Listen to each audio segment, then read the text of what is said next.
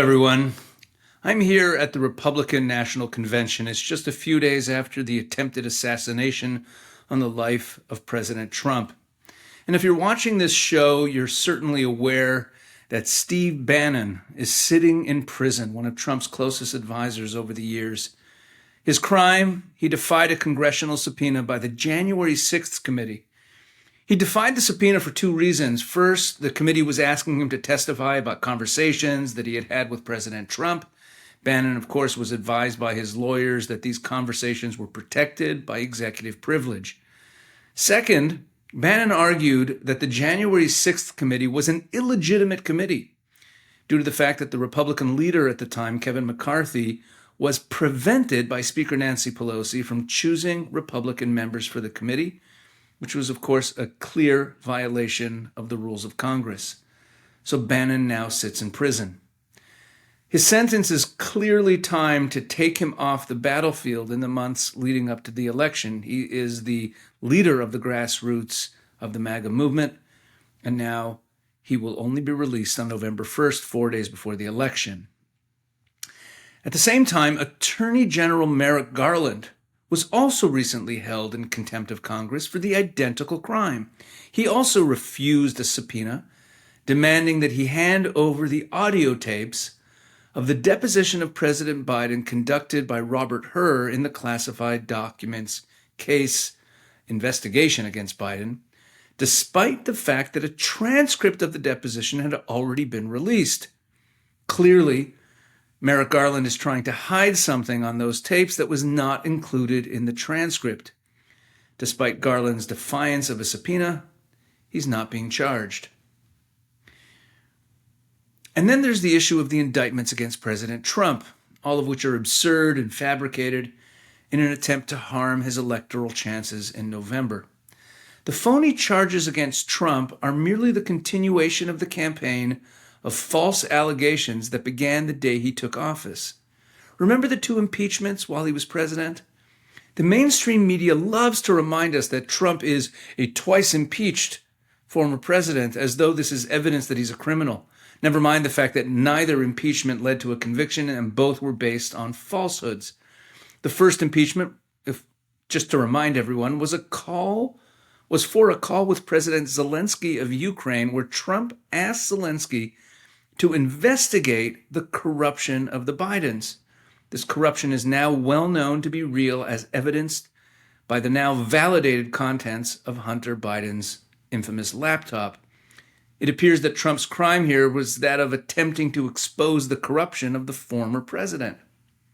Trump's second impeachment was for the crime of publicly objecting to election results that were rife with irregularities. Nothing in Trump's objections was illegal. As Mike Davis of the Article 3 Project has put it, quote, "Objecting to election results is a crime only in Marxist banana republics," end quote. Then Trump was indicted with the crime of pressuring elected officials in Georgia to audit the November 3rd, 2020 election results in their state. Again, behavior that's permitted by the First Amendment. The charges are absurd on their face, just as absurd as the charges in the previous indictment of President Trump by prosecutor Jack Smith, accusing him of the non-crime of objecting to election results on January 6, 2020, also protected by the First Amendment. Then came the raid on Trump's home in Mar-a-Lago. The alleged crime this time was that President Trump illegally held classified documents in his home. Never mind the fact that as former president, Trump is fully allowed to have classified documents in his possession, regardless of their contents. The Presidential Records Act allows former presidents to keep classified documents, provided they're held under secure conditions, which they were. And even if they're not properly held, the Presidential Records Act contains no criminal component. The FBI raid of Trump's home was illegal and unwarranted.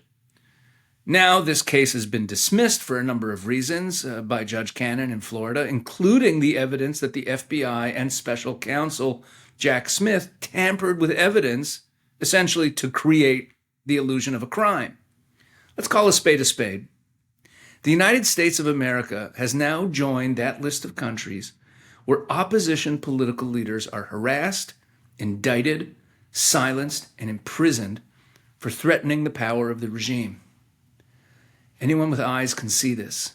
It's a dark time. The double standard on display in the relative treatment of Trump and his advisors on the one hand, and Biden and his on the other, should make us all weep and mourn for the state of America. The founders of the United States were animated by a deep faith in the values of the Bible. One of those supreme values is expressed in a well-known verse in Deuteronomy. Justice, justice, you shall pursue, that you may thrive and occupy the land that the Lord your God is giving you. Now, the opening words of this verse, justice, justice, are in Hebrew as well the same word repeated twice, tzedek, tzedek. Now, why is this word repeated?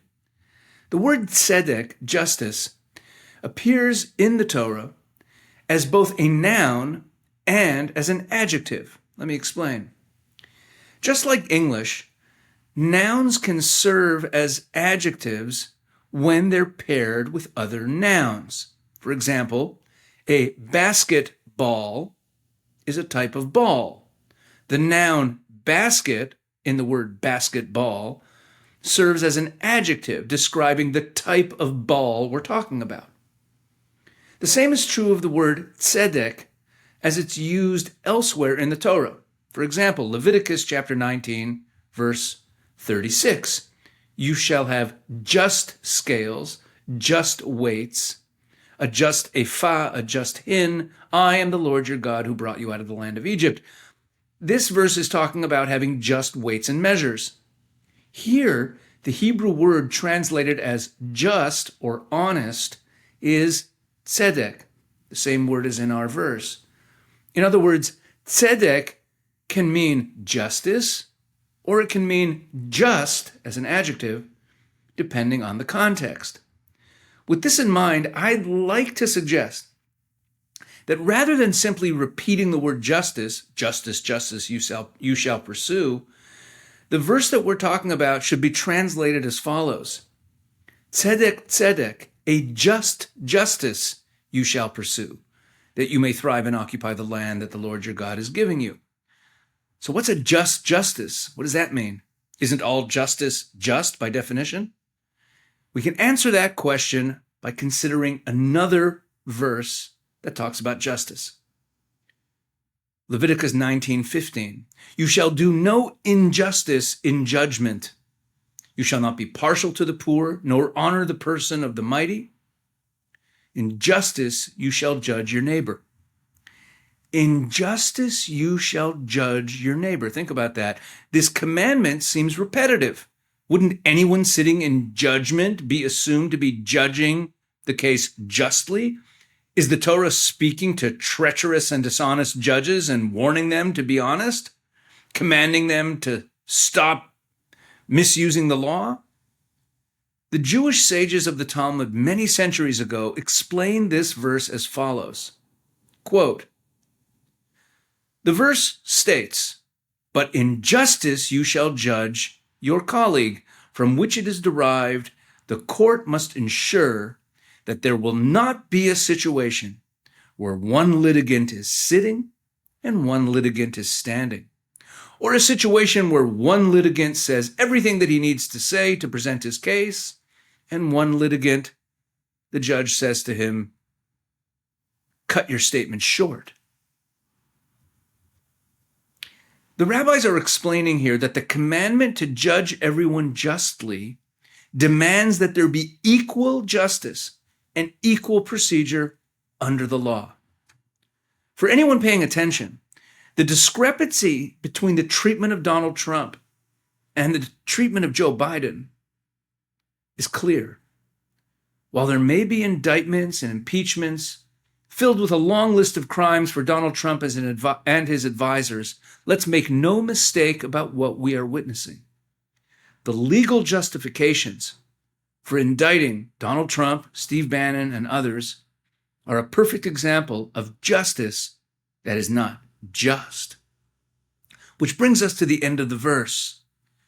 Again, the verse reads, justice, justice, or a just justice you shall pursue, that you may thrive and occupy the land that the Lord your God is giving you. Here again, the Bible's warning is all too clear. Without a just justice, there's no basis for a thriving society, a society blessed by God. American freedom and justice are in peril. The situation is critical. America was founded by God-fearing men who anchored their understanding of justice, freedom, and government in the Bible. These contrived and politically motivated indictments of Trump, Steve Bannon, and other people close to President Trump represent yet another way that, tragically, America is turning its back on these biblical foundational principles. Pray for America, folks. Pray for America. Thank you for watching. The Israel Bible is a window into the divine connection between the scriptures, the land of Israel, and our lives. Its illuminating commentary focuses on the land of Israel, explaining why the fate of humanity rests on this one small country, and understanding God's promises and prophecies for the end times. But what really makes the Israel Bible unique is that it was created with you in mind. Featuring insightful explanations from Rabbi Tuli Weiss and other incredible Orthodox Jewish teachers, it caters to people like us, like all of us, those who are faithful believers in the Bible, who are curious and looking to the Bible to navigate our hectic times. To purchase your Israel Bible, go to getmyisraelbible.com today.